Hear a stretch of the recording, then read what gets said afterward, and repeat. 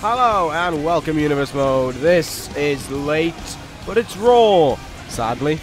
We are here over in Europe, in Frankfurt, Germany, to bring you this episode of Raw. Raw ruined Australia last week with its presence, and now here it comes tonight to Germany to ruin its presence here. They ruined it in Leipzig a few months ago, and now they're ruining it in Frankfurt. What a shame as well. But hey, Eintracht Frankfurt season can't get any worse, and now that Raw's arrived, you know, it's just as bad as their form. I may have got that one wrong. They may be in a good position in the Bundesliga, but who cares? You don't, because you're not here to talk about football. What you are here to talk about is a main event that has been 2 weeks in the making now, and is finally happening here tonight once more. Hopefully, this time, Tyler Breeze will square off one-on-one with Sting. Sting last week defeated Dolph Ziggler in one-on-one action to win the opportunity to go one-on-one in a non-title matchup in the main event against the world champion. Breeze is here, Breeze is ready tonight to go at it, and a huge night as well in its own way, because tonight, no Bullet Club members are in action. So with that being said, with it being a chill night for the Bullet Club, and also a terrible episode of Raw, let's get into it. But tonight we're going to start things off with a little bit of an interesting one. For the first time in quite a few weeks, maybe even months, the Brian Kendrick is going to be in action one-on-one, going up against the man who has a new attitude towards him, a new kind of persona possessed within him, a new kind of ego, is I think the best way to put it, in Christian. Nevertheless, as the Brian Kendrick heads towards the ring with his accomplice Diesel behind him. Been a while since we've seen these two on Raw, as I just previously stated, but I don't really know why it's taken them so long to appear back on Raw. Kendrick and Diesel were a fine tag team. They had momentum going for them. Brian Kendrick, it'll go down a record forever. Brian Kendrick picked up the first ever win on an exclusive pay-per-view, on a brand exclusive pay-per-view, but nothing really happens. You know, nothing's really happened for them. And it's not just Dara Ronaldo who I'm going to blame for this, because there's, you know, it's not just him, it's the management beforehand, and I don't get why the treatment of these two guys is so mediocre. And in a way, if Kendrick can get a win here tonight, it'll prove that they should not be overlooked. You know, it should prove that Diesel and Kendrick should be a mainstay in the tag team division. Certainly, there is enough teams. There are, you know, enough teams in there to actually provide a threat to the Bullet Club. Actually, no, that's the awful choice of words. There's enough teams there to come across as if they're presenting a threat to the Bullet Club, when in reality, none of them currently do, especially the World Tag Team Champions, #1 contenders who we'll be seeing later in action. Wow. Alright. So, Christian heads towards the ring right now. Of course, as I said, his attitude has changed so much recently, and we saw it at Unforgiven. He attacked Zack Ryder with a steel chair, laying him out there, leaving him injured, and good is all I can say in response to that. I'm happy Ziggler is out and injured. Ziggler? Oh god, no. If Ziggler was out and injured, I'd be petrified. I'd be, I wouldn't want to think about that. But, you know, no, I'm glad that Ryder's out and injured, so that, you know, we just don't have to listen to, well, one, it's actually good, because, you know, Ryder's been gone about the same time as Dara Ronaldo's been gone, and look at the peace we've been having around here. Look at how much better Raw is without those two men. And for that, I say you're welcome. But nevertheless, we also have to say thank you to Christian as well for putting Ryder on the shelf, for putting him out of action. Christian came out, of course, last week and stated that he was proud of what he did and he would do it again. He even said that he would walk over to Zack Ryder's house and do it again with the same steel chair. That's what I love about Christian. He just has the ways to pull the strings at your heart and to make you love him. And Christian, of course, stated that he's here for one reason and one reason alone, to try and claim back that United States Championship of his.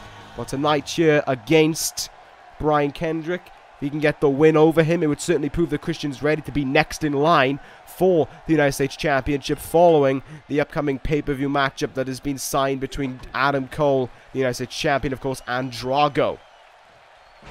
Drago, who will be in action later on tonight, which gives me ample time to run through the pay-per-view. The pay-per-view? No, the Raw match card in question. Sorry, I'm thinking pay-per-view because the incredible one-night stand was just a night ago, and if you haven't seen it yet, you're doing yourself a disservice. And not only that, but you are betraying this universe by not going to see the best show. As a matter of fact, don't just you know, blank out of this show and tune back in when you feel ready. Just leave this show. Don't bother with this show. Go back onto the ProJaked Network and watch One Night Stand. You know, this show isn't really worth your viewing. This is a lesser show, especially with there being no Bullet Club on it. What makes you want to watch Raw when the Bullet Club aren't even in action here tonight? It's awful. It's torturous. But at least we do have the World Heavyweight Champion in action, which I suppose is a relative... It's good. I'll accept it. Alright, I'll take it. We got the World Champion in action. But still, it ain't no Bullet Club, is it? I'd much rather see the Bullet Club right now than Tyler Breeze, and that's meant as no offense to Breeze whatsoever. I love Tyler Breeze. I've gone out on record many times and said that I'm impressed by Tyler Breeze and that I have no problem with Tyler Breeze despite his beef with the Bullet Club and the subsequent and vice versa is what I should say in that situation. But nevertheless, what do we have in tap for you here tonight? Well, the card given to me by Darwin Ronaldo, who is currently away, involved in busy talks regarding Monday Night Raw. I think it's to do with their next upcoming pay-per-view. You know, the arena, they're going to hold it in the hay barn, they're going to hold it in the awful name they're going to come up with it. Seriously, Unforgiven. What a wretched name for a pay-per-view. But it's you know, that's probably why he's not here. Hopefully he'll be back soon, because I do miss ripping into him every single week and tormenting him for the awful assistance he attempts to provide on this show. But anyway, after this, I believe we have the kind of anything you could do, I can do better thing going on between Paige and Becky Lynch continuing on, as Becky Lynch will go one-on-one with Gail Kim. Gail Kim, of course, defeated defeated Paige last week, I should say, and looks to do the same here tonight with Becky Lynch. And if she was able to get the win here, would really throw a cog in the works of who is next in line for Winter's Women's Championship, or whoever wins at Judgment Day, I should say. You know, because the next contender for the championship then would be a Raw woman, a Raw female superstar. So we'll see what's going to happen in that matchup. Then we've got the number one contenders for the World Tag Team Championship in action, the Vaudevillains. Oh, what a team! What a team! Taking on the Dudley boys. Man, isn't that enthralling? Then we probably have what may be match of the night in terms of wrestling, when Cody Rhodes faces Drago. We saw Rhodes last week go one-on-one with Adam Cole in a very entertaining matchup. Came out on the losing end of that one, though, no surprise. And Drago, of course, the number one contender for the United States Championship, looking to beat the man who, of course, was also beaten last week, as I just stated, by none other than Adam Cole. And then our main event for you, Sting, Tyler Breeze. That is going to be incredible.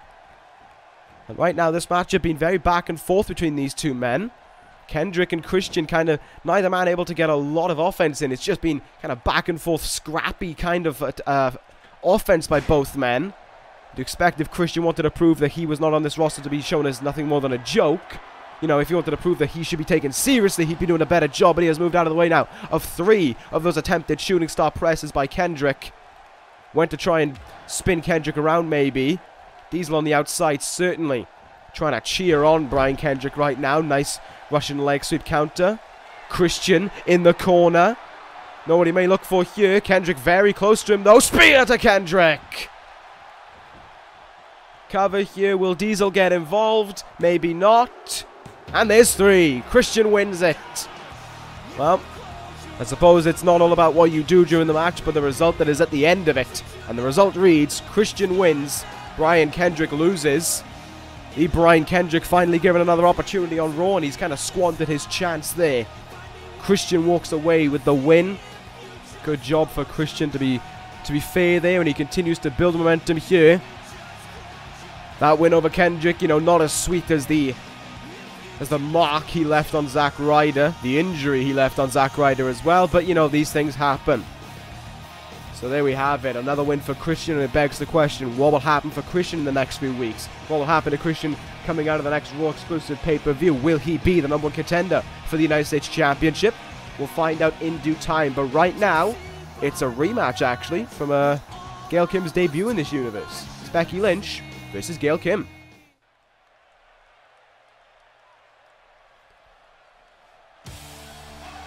Well, here comes, arguably, on Raw anyway, the #1 contender for the WWE Women's Championship. Here comes the last kicker, Becky Lynch. As I said, of course, Becky Lynch in this kind of anything you can do, I can do better. This best-of series, really, between herself and Paige. And it all really kicked off when Paige was getting frustrated at the fact that really a lot of opportunities were being handed to Becky Lynch. And it seems as if Paige just kind of has an incent to defeat Becky Lynch once and for all. However, she's been unable to, and it showed an Unforgiven as well that she was really unable to when Becky Lynch made Paige tap out to the disarmer. And now, here tonight, Becky Lynch is going to take on a woman she's already defeated, and defeated at the time for the Women's Championship, while, you know, Gail Kim is someone who, of course, last week defeated Paige in what was a bit of a, I don't really want to say a shocking outcome, considering we are looking at the Queen of the Ring right now making her way towards the ring. And this is the woman who won that illustrious tournament and deserved herself an opportunity within this Raw brand. And it's great to see Gail Kim being given this opportunity that she deserves. You know, you don't go and win a large tournament like that.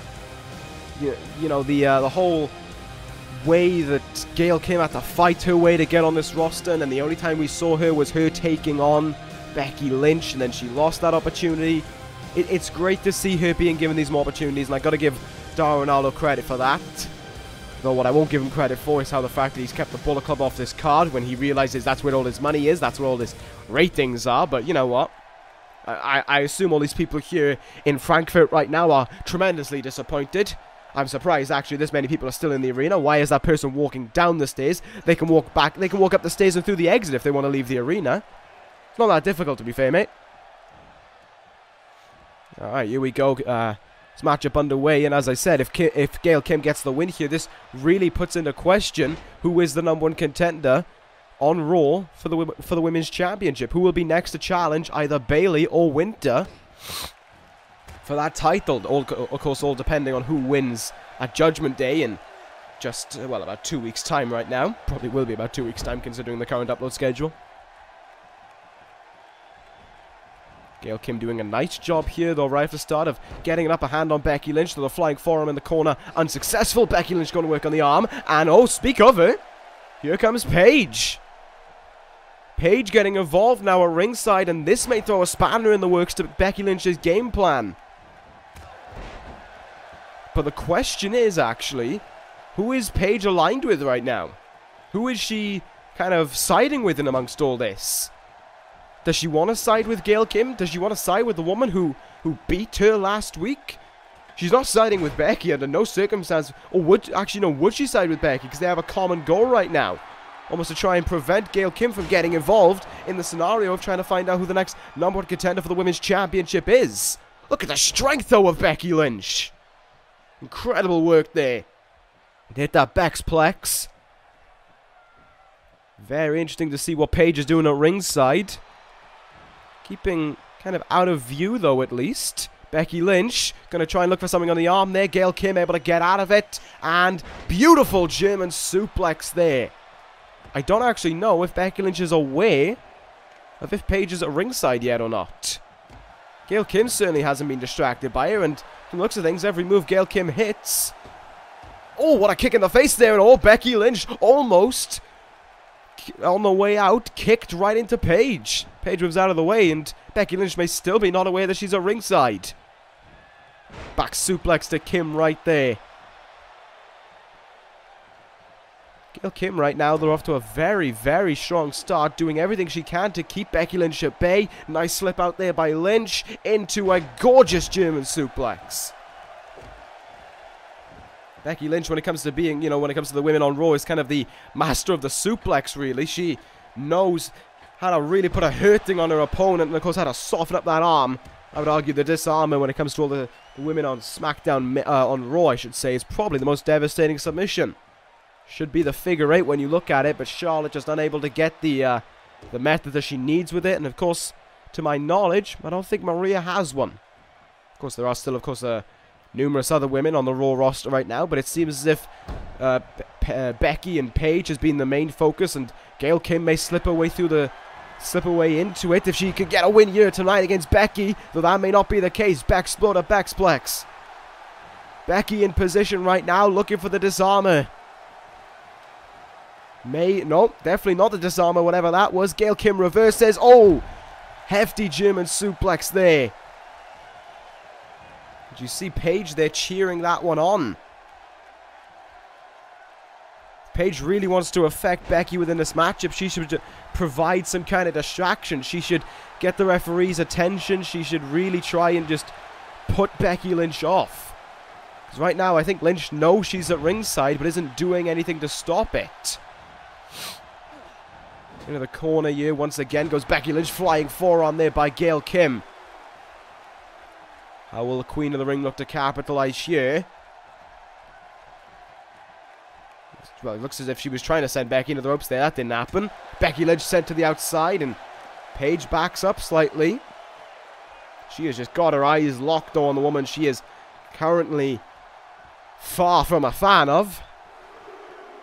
You'd expect Paige to get involved, to be fair, but apparently not to be.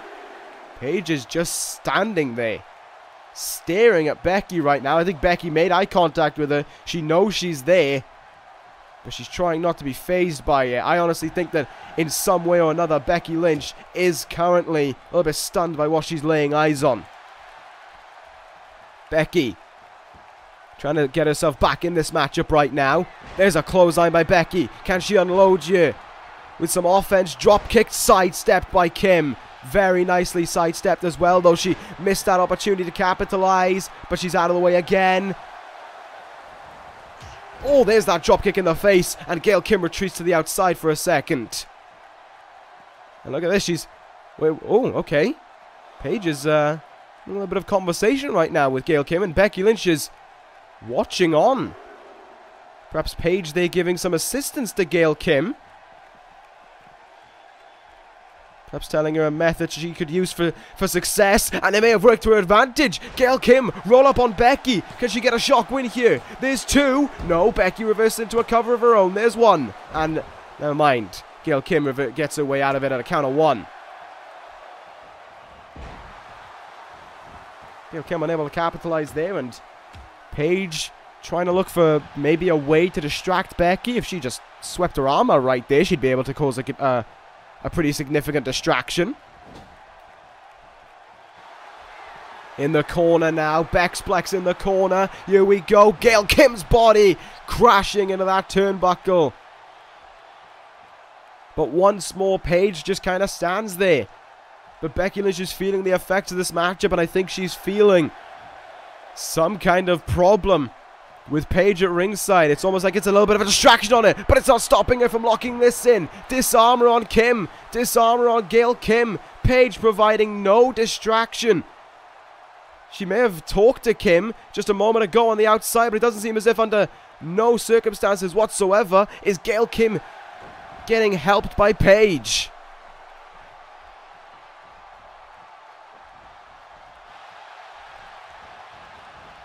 Becky Lynch now sending Kim right back into that turnbuckle. Caught in the face. Gail Kim into an octopus stretch. Locked in on Becky. Can she make Becky Lynch tap out? Imagine the feeling that would be. Becky Lynch, to my knowledge, has not submitted in this universe. And if she did it right now, that would be quite the disaster, really. That octopus stretch deeply stitched in right now, but Becky Lynch refusing to submit. Nice drop toe hold to get out by Lynch. Spin kick in the gut. Gail Kim. Oh, almost sent it to Paige.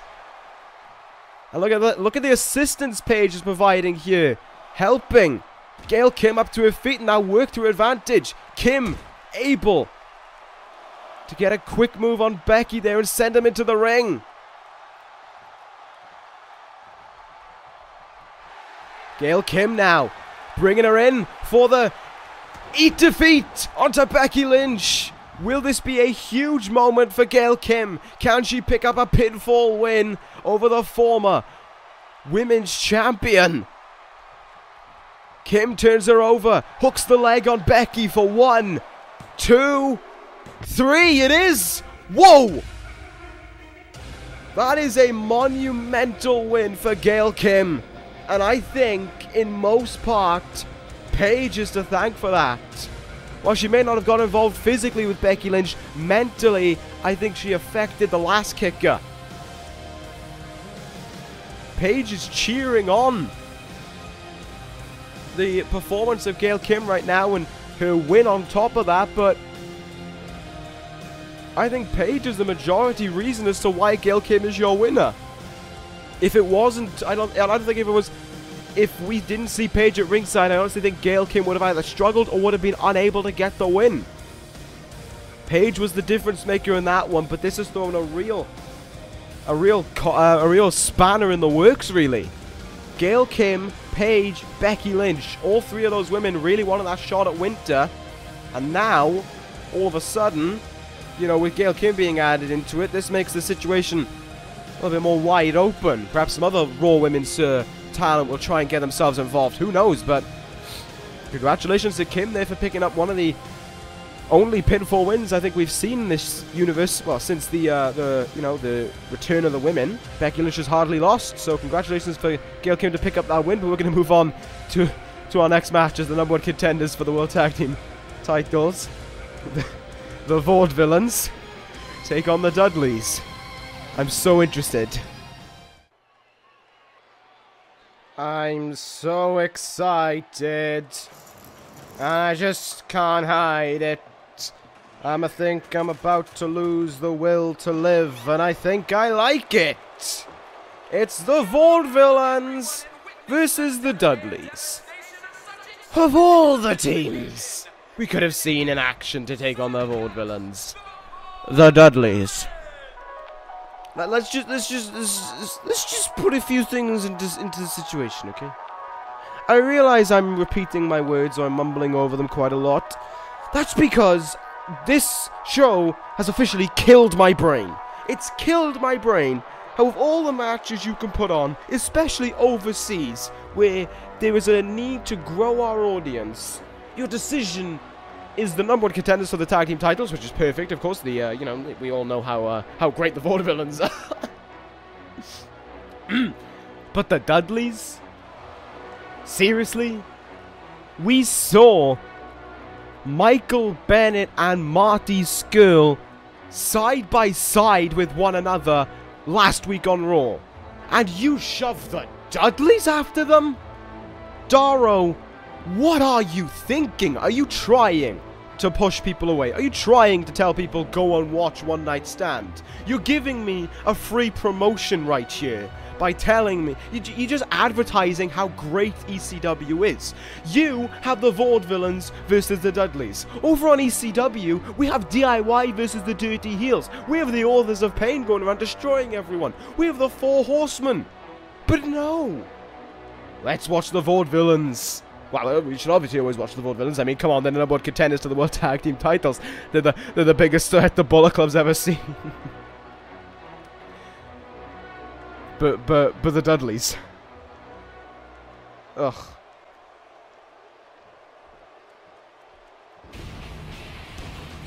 Alright, well, let's get this torture over with.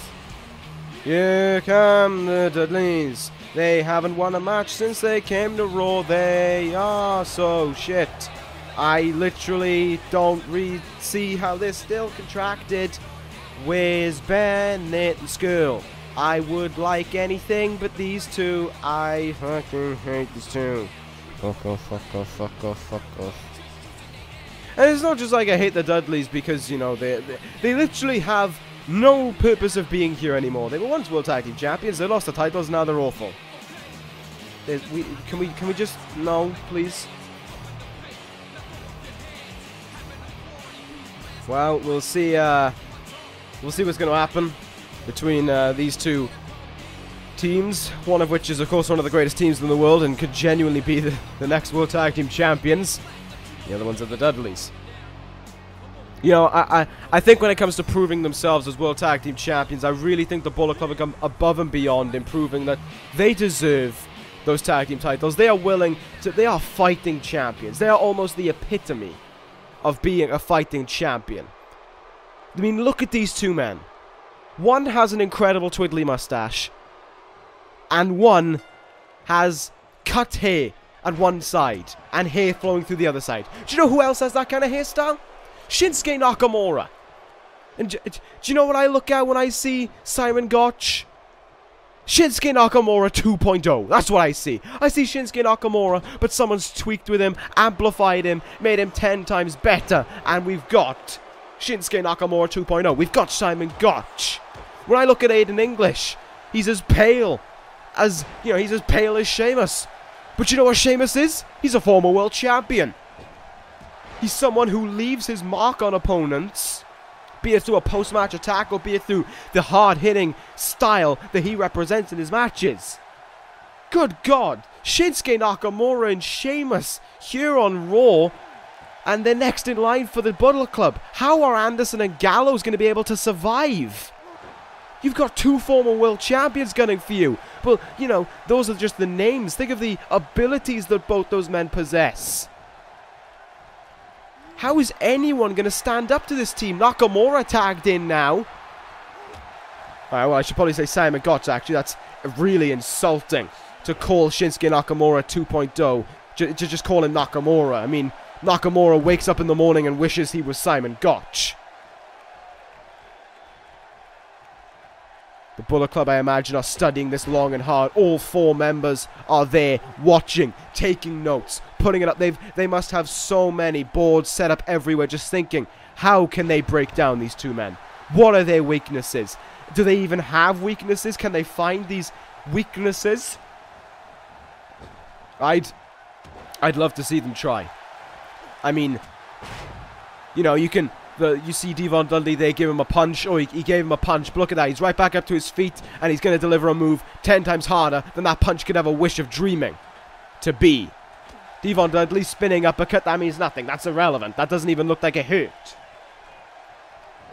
That jawbreaker, however, they call it a jawbreaker for a reason when Simon Gotch does it. As being the fan of the Bullet Club that I am, being the supporter of them that I am deeply worried for them when it comes to defending their tag team titles whenever they have to do that. It is squeaky bum time, I think is the best way of putting it. It is a very worrying situation. Oh, here we go.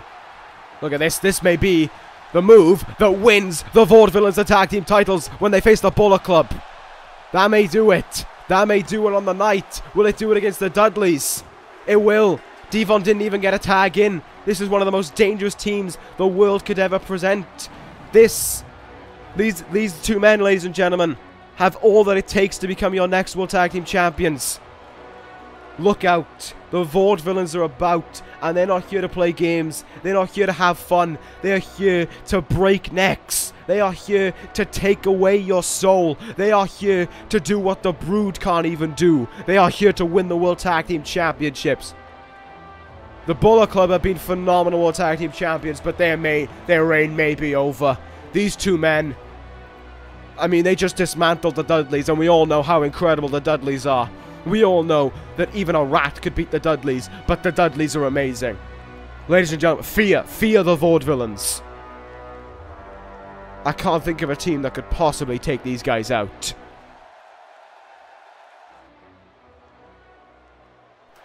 Hang on, what? With it?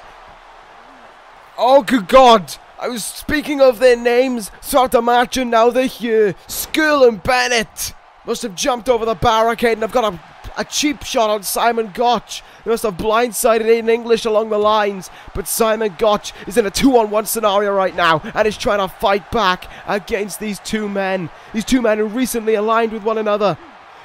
Bennett with a photo finish on the Gotch.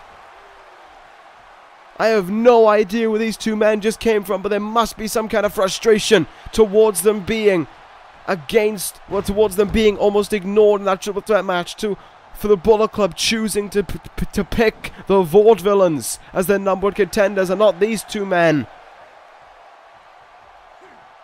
They are looking to send a message using Simon Gotch as the example, but Gotch is refusing to give in. Gotch is trying to prove why he should actually be taken seriously, but right now, Skull and Bennett have him there, double cutter.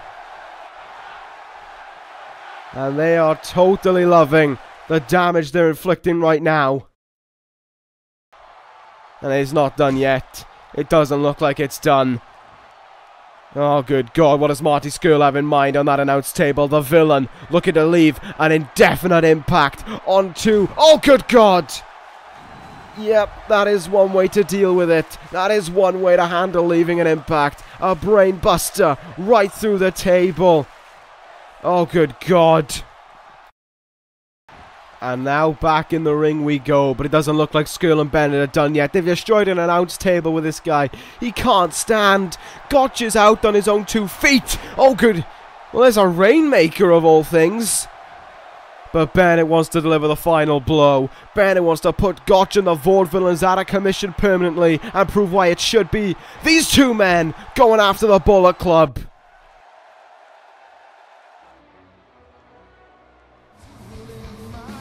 Good God, Skrull and Bennett just absolutely flattened Simon Gotch. English must still be out cold from whatever they used to knock him out. It might have been a lead pipe or something, I can only assume.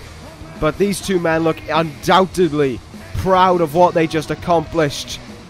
What just happened here?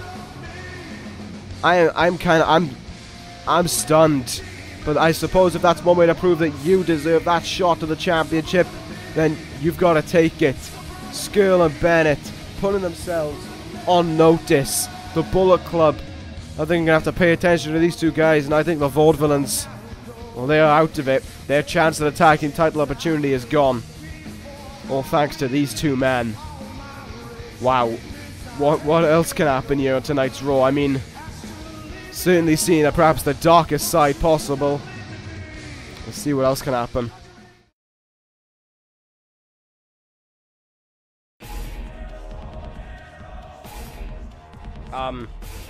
Hello? Well, here comes Rosemary. I didn't expect to see her here right now, but, well, we certainly just saw something interesting happen in the tag team scenario. We just saw Marty Skrull and Mike Bennett just absolutely decimate Simon Gotch. Gotch was in the middle of getting stretchered off, but along comes Rosemary right now. Her man, Kane, had the opportunity, of course, to become #1 contenders to the tag team titles last week, but they lost that, triple threat match, of course, and, well, it certainly seems as if she's become the voice of the Brood recently, and pinning, she says that the loss was not Kane's fault, which is almost to an extent could be agreeable. Kane was destructive in that matchup. He was really dangerous to pay attention to, and it was worrying. So, Rosemary, not looking to blame Kane, not looking to blame the Bullet Club either. She pins the blame on Galloway. And therefore the Revolution. This is very interesting. I mean, you know, that is one way to try and make an impact. That is one way to try and show that you are willing to go all out and go after everyone. Rosemary effectively, through the Brood, calling out Galloway and Storm. That is... I like that method. We know how dominant the Brood have been recently, and we know that, you know, if they're able to do some damage against the Brood, it can really, do some damage against the Revolution, it can certainly help them climb that ladder towards success. So, towards that tag team title shot as well, and with that potentially tag team opportunity being wide open, maybe the Brood are looking to take out the Revolution, so the next up for them can be the Bullet Club. I'm liking the way Rosemary and subsequently the Brood are tackling this. Who knows what we'll see over the next few weeks, but right now it seems as if the Brood have a main target in their mind, that being none other, of course, than the Revolution. We'll see if the Revolution have anything to say in retaliation to this, but a whole lot to discuss right now. Simon Gotch's injury, of course, being pivotal in amongst all this. We'll see what's going to happen regarding that. Hopefully we'll have an update for you next week on the situation of Simon Gotch, and we'll see what's going to happen regarding the Skrull and Bennett and the Brood and the Revolution. The tag team division is certainly looking a lot more interesting now, and I think we're without the #1 contender once again, though. But we'll see what'll happen. Moving on, though, it's going to be Cody Rhodes taking on Drago.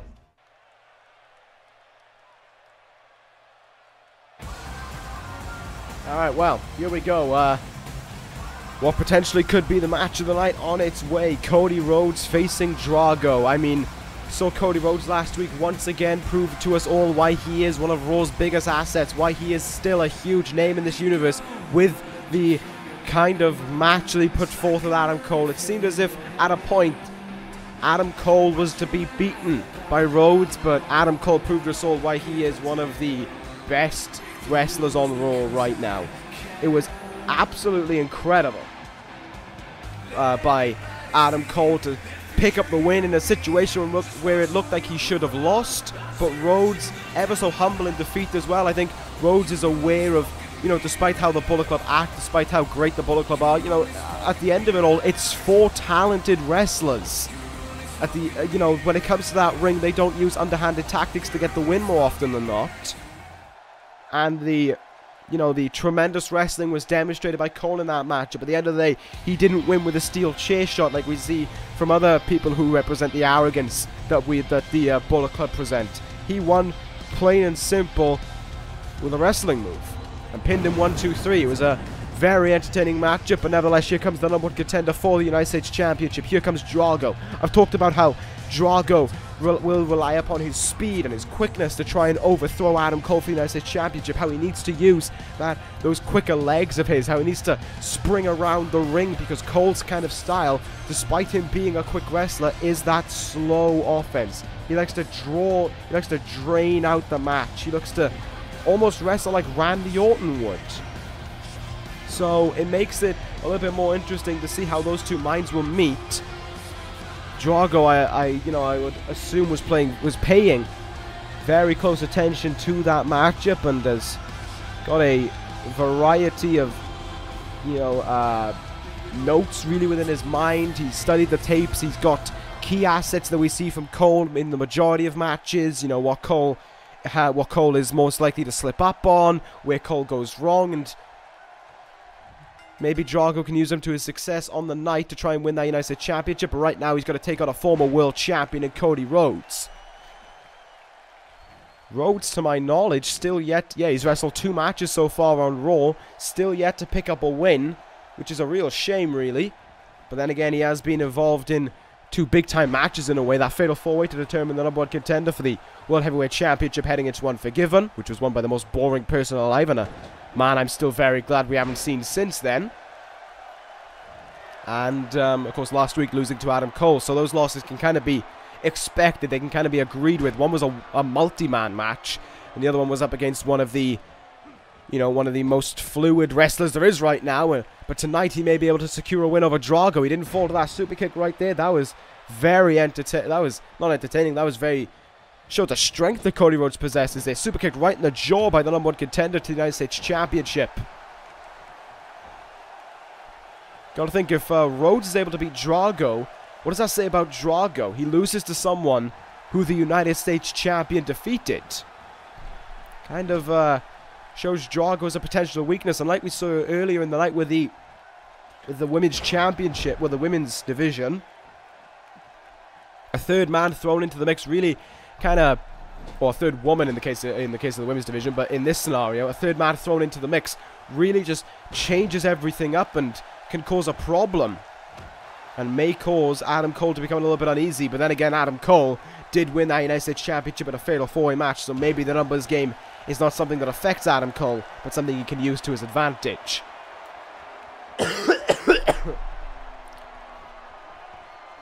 My apologies there for dying.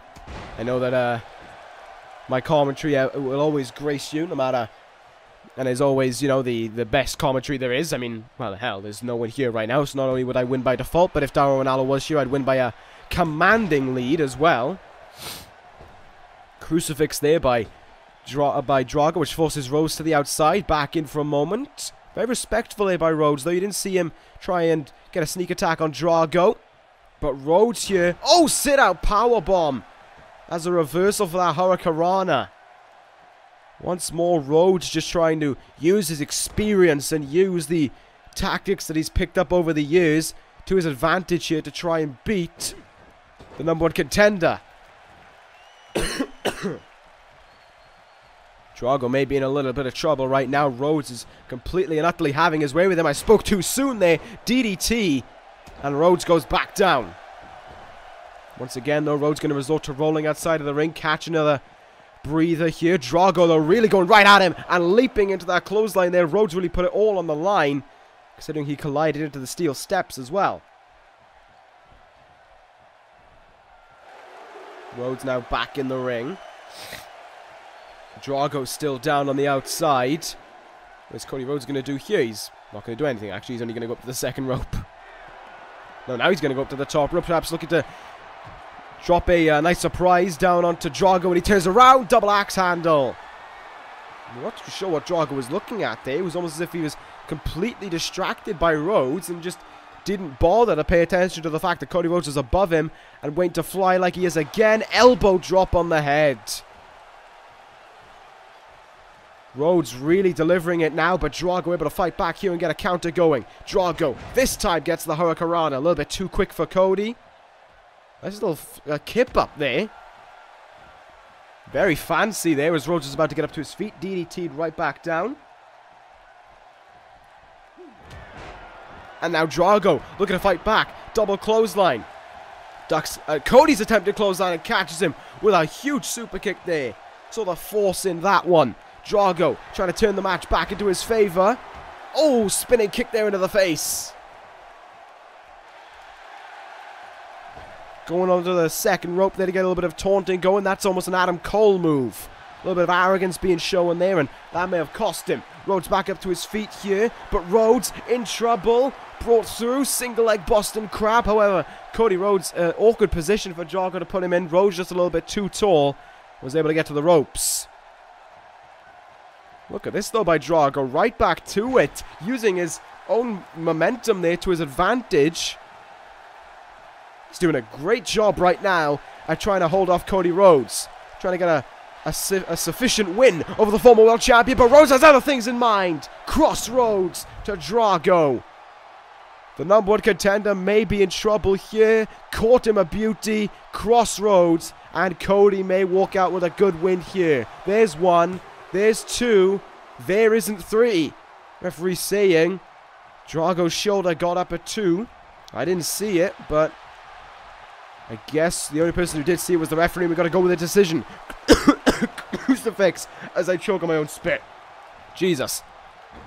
Cody, though, hopping right back up to his feet. Feeling the momentum now. Cody Rhodes with double clotheslines. And the same moves that Drago just delivered.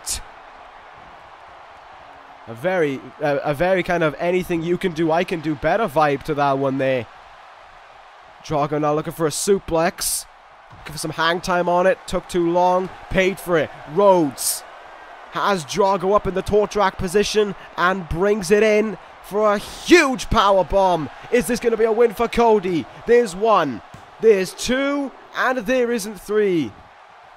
Once more, Drago using a smart decision there, only just raising the shoulder up in order to not exert as much energy as he wants to. Very back and forth and very quick pace this matchup has been thus far. Neither side with a true advantage really, but Drago looking to try and utilize something here. Hooked his legs in as he hit that German suplex. Drago now up high. Drago 450 nails it into the cover here on Cody to get the win on the former world champ. There's 2 and oh, so close to a 3 count. Rhodes denies him the opportunity, but may be seriously in trouble. Tornado DDT. That move won Drago the right to challenge for Adam Cole's US title, but it barely scrambles him a 1 count. There's the heart of Cody Rhodes. There's the persistence of Rhodes that we've seen throughout so many times in this universe. Spin kick in the gut. Didn't realize his reach there. And once more, Drago relies upon this move. Drago relies upon it. And Rhodes isn't near the ropes. He's got to do a bit of crawling. And he's there. He got his hand.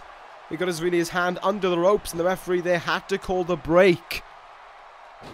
Drago now. Frog splash misses. Each and every miss he makes takes more and more out of him. And in a long championship matchup, the kind of match that Adam Cole likes to draw out, that could bring the problem. That could bring a huge loss for Drago, and it could just be where Adam Cole can take momentum and just play around really and have his way with a disaster kick by Rhodes. However, Cody Rhodes seems to have something else in mind before he goes for another crossroads. What's it going to be? Cody. This is not usually what... not usually what we see from Cody. Drago landing right in his back there. Cody Rhodes with a run-up. Oh my good God. Went for a suicide drop kick and landed right on his back. That was a nasty, nasty landing for Rhodes. That may have caused him severe punish. That could have caused so much pain right there. And Drago now into this lock again. I hope Cody's leg isn't under the ropes. It is. Drago, I think Drago, if he wants to win, he may need to scrap that move. He may need to rely upon the head kick. Because that is a non-effective strategy to getting a win. Here's a cover. Rhodes out of the counter one, but I'm seriously wondering about Rhodes' back right now. He hit hard with a whole lot of speed as well. That may have been bad. That may have been really bad for Rhodes, but he's fighting on you right now. Referee hasn't stopped the match thus far. Moonsault into a tornado DDT. What a move by Drago. But once more, Rhodes is up. Misses that kick though. May actually be concussed as well. His head may have hit into the mat. And Drago certainly capitalizing once more with a DDT there onto Rhodes. Into the cover. Does Rhodes have anything left in him? There's two. He doesn't. Took a bit of a sad end, really, with that missed drop kick. But that's what happens when you take a risk like that. You go, you know, it's called high risk for a reason.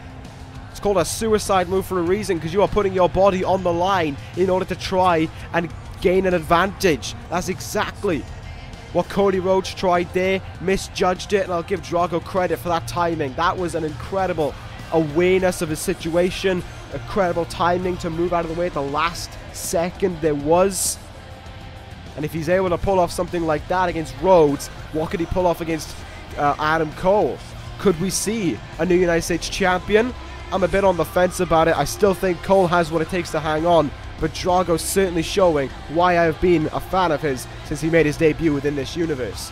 Congratulations there to Drago, and I think Adam Cole is going to need to take some notes. And I don't mean it jokingly like I just said with the Vaudevillains. I literally mean take some notes, because Drago, since arriving on Raw, has not only been undefeated, but has been a real threat.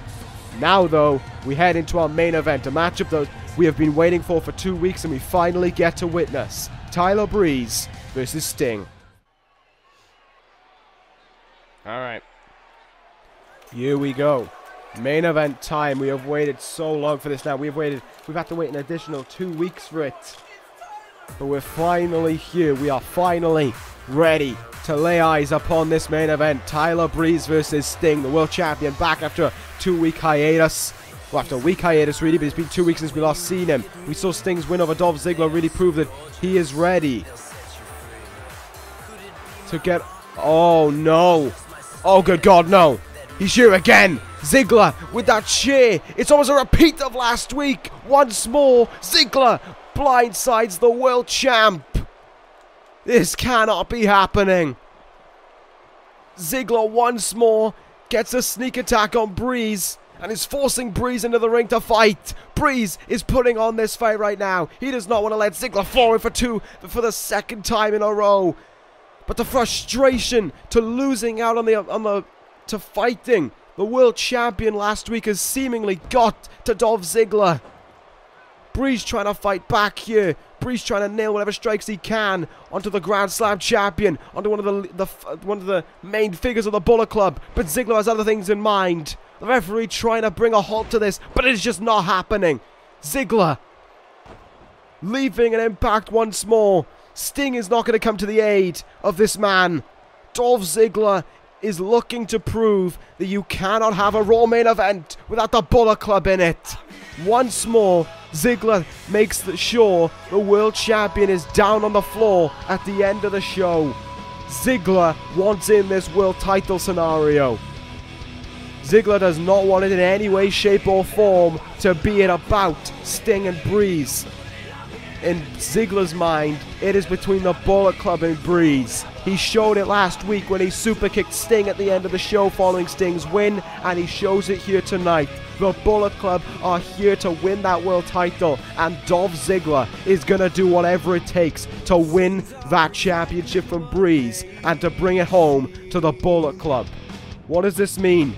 What does this mean heading forward? I think Darren All's in a really tough situation right here. He's got 3 men who want to hold on to that world championship. He's got an angry world champion who doesn't even like management. He's got a man who is so mysterious we don't even know what he sounds like.